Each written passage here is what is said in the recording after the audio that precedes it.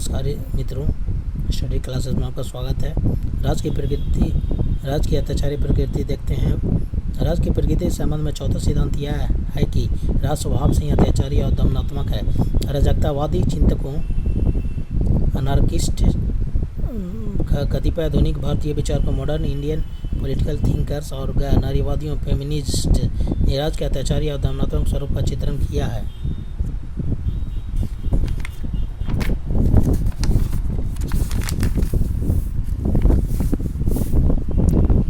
अराजकतावादी चिंतक गॉडविन 1756 से 1836, प्रूदा प्रोडक्शन 1809 से 18 बाकुनिन 1814 से 1876 और क्रोपोटकिन 1842 से 1921 प्रमुख अराजकतावादी चिंतक हैं। अराजकतावाद अनार्किज्म व्यक्तिगत स्वतंत्रता का प्रबल समर्थन करता है और शक्ति एवं सत्ता का घोर विरोधी है।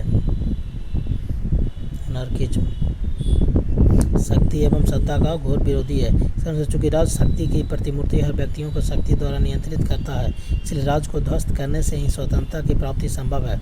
गॉडविन सरकार को अस्वीकार करता है क्योंकि उसके अनुसार सरकार अवैध, इलीजिमिट और अनिष्टकर होती है एवं व्यक्ति की नैतिकता को नष्ट करती है। यह समाज में भ्रष्टाचार का महान स्रोत होती है, इसलिए सामाजिक बुराइयों को दूर करने के लिए सरकार को हटाना आवश्यक है। सरकार के स्थान पर गॉडविन संघवाद और स्थानवाद को अपनाने का सुझाव देता है। फ्रेंच अराजकतावादी प्रूदा ने राज का विरोध इसलिए किया है कि उसके अनुसार राज्य असमानता का जनक है और असमानता के कारण ही समाज में अन्याय व्याप्त है। चूँकि राज समाज में असमानता को बनाए रखना चाहता है, इसलिए राज्य ही समस्त अन्याय की जड़ है। प्रूदा के अनुसार मनुष्य पर मनुष्य का शासन अत्याचार है, इसलिए उसने राज को अत्याचारी कहा है। इसका आधार स्वैच्छिक संघों के सहयोग के आधार पर एक ऐसे समाज का निर्माण करना जहाँ सभी व्यक्ति स्वतंत्र हो। उसी चिंतक बाकुनिन ने भी अपनी पुस्तक में राज के विकृत और दमनात्मक स्वरूप का वर्णन किया है। उसने राज की भर्त्सना निम्नलिखित तर्कों के आधार पर की है। पहला, राज का जन्म सभी देशों में हिंसा, लूटखसोट और युद्ध से हुआ है। अपनी उत्पत्ति के काल से अब तक राज क्रूर शक्ति का रूप धारण किए हुए है। वह जितना नृशंस है उतना ही अव्यक्त भी। निरंकुशता राज की प्रकृति का सार है, भले ही उसका रूप लोकतांत्रिक ही क्यों न हो। राज की दमनात्मक प्रकृति को छिपाने के लिए लोकतंत्रात्मक शासन व्यवस्था महज एक पर्दा है। दूसरा, राज व्यक्तिगत संपत्ति पर आधारित होता है। व्यक्तिगत संपत्ति की व्यवस्था को निरंतर बनाए रखने में सहयोगी भी करता है। आर्थिक रूप से शक्तिशाली वर्ग अपनी राजनीतिक चालों के शतरंज पर आर्थिक रूप से दुर्बल वर्गों को नियोजित कर अपने हितों की पूर्ति के लिए सरकार की व्यवस्था को मनचाहे ढंग से मोड़ देते हैं। इस प्रकार व्यक्तिगत संपत्ति की व्यवस्था राज के अस्तित्व और परिणाम की आधारशिला है। लाखों श्रमिकों के लिए निजी संपत्ति की व्यवस्था आर्थिक अश्रम, थका देने वाले श्रम, अज्ञान और सामाजिक तथा आध्यात्मिक हीनता का कारण बनती है। कुछ मुट्ठीभर संपत्तिशालियों के भौतिक सुख के लिए अत्यधिक ऐश्वर्य और कलात्मक तथा मानसिक मनोरंजन के लिए विशिष्ट अवसर प्रदान करता है।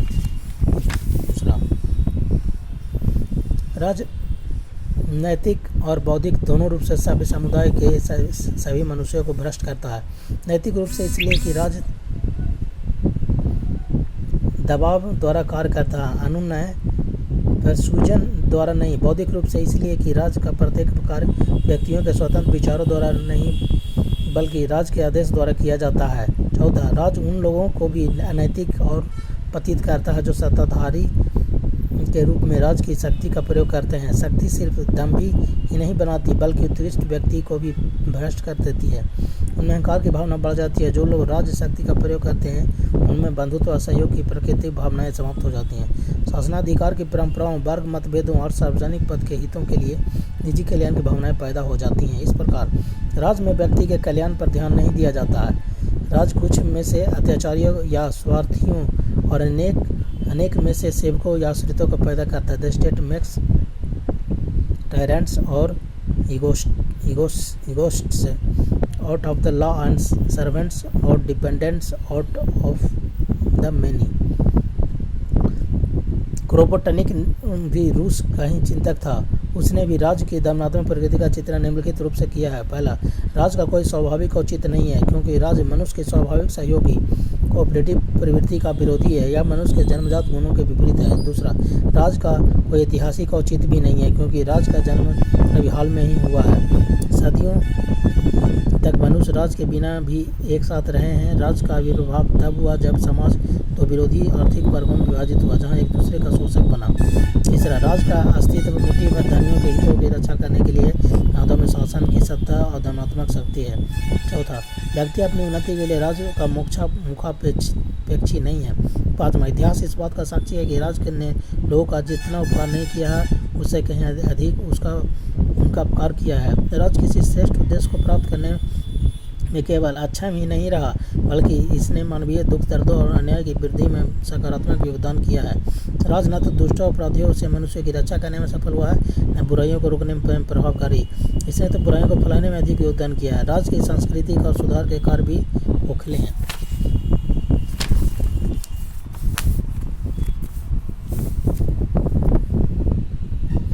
इन्हीं कारणों के चलते क्रोपोटनिक राज्य को समाप्त कर स्वैच्छिक कार्यकलाप द्वारा एक नए स्वतंत्र समाज की रचना करना चाहता है। उपयुक्त विश्लेषण से स्पष्ट है कि राजकतावादी चिंतकों के अनुसार राज्य की प्रकृति दमनात्मक और निरंकुश है।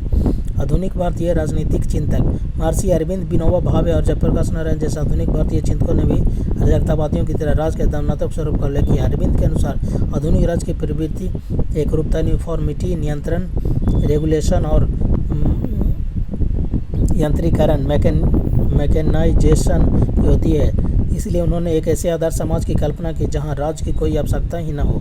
टैगोर का विचार है कि राज्य बाहरी एक्सटर्नल भ्रष्ट और पतित होता है। यह शक्ति का प्रतीक होता है। शक्ति अपने सभी रूपों में विवेकहीन होती है, इरेशनल होती है।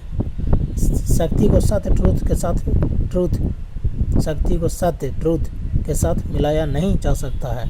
समाज की प्रगति रचनात्मक नैतिकता द्वारा संभव है, राज की शक्ति के द्वारा नहीं। महात्मा गांधी ने भी राज के हिंसात्मक, अनैतिक और शोषण स्वरूप पर कटु प्रहार किया है। गांधी जी के शब्दों में राज सामूहिक और संगठित रूप से हिंसा का प्रतिनिधित्व करता है। व्यक्ति की आत्मा होती है, परंतु राज एक आत्माहीन यंत्र है। राज को हिंसा से जिस पर इसका अस्तित्व निर्भर करता है कभी पृथक नहीं किया जा सकता है। M.K. Gandhi, collected works, Delhi publications, division, government of India, 1963, volume 59, पारा 318। पूरा राज्य की सत्ता हिंसा पर आधारित होती है। जहाँ कहीं हिंसा है वहाँ शोषण होगा, भले ही राज का स्वरूप लोकतांत्रिक ही क्यों न हो। Moreover the authority of the state rests on violence. Whenever there is violence there is exploitation, whatever be democratic nature of the state. इससे राजनीतिक होता है क्योंकि राज्य आदेश देता है और आदेश के साथ नैतिकता का मेल नहीं हो सकता।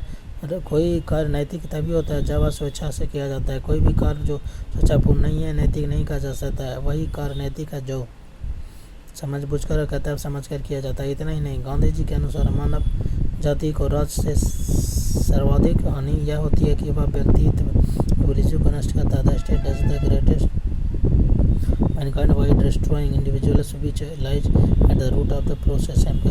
collected works, P. 319। Gandhi ji के अनुसार अन्याय और अनैतिक राज के विरुद्ध विद्रोह करना एक पुण्य कर्तव्य होता है। वे राज की शक्ति के वृद्धि के विरोधी और विकेंद्रीकरण, डिसेंट्रलाइजेशन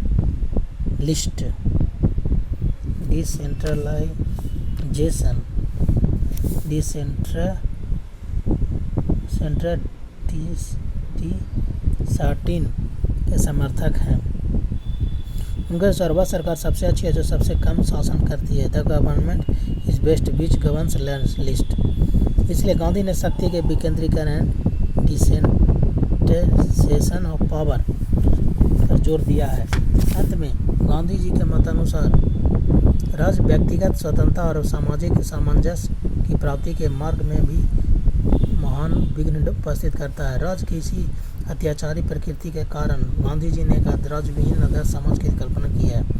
विनोबा भावे ने जिस सर्वोदय समाज की स्थापना हेतु कल्पना की वह भी राज्यविहीन और शासनविहीन है। विनोबा भावे सिर्फ बुरे राज के ही विरोधी नहीं बल्कि अच्छे राज के भी विरोधी हैं। उनके अनुसार सर्वोदय का अर्थ अच्छी सरकार या बहुमत का शासन नहीं बल्कि सरकार से मुक्त होना है। उनका विचार है कि यह सरकार सर्वोत्तम है जो शासन ही नहीं करती। The government is the best which does not govern at all.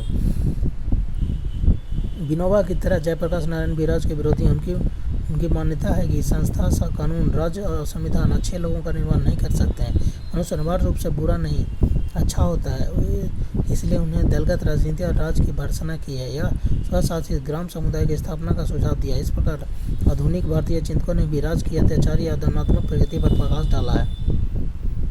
ठीक है, फिर मिलते हैं अगले क्लास में।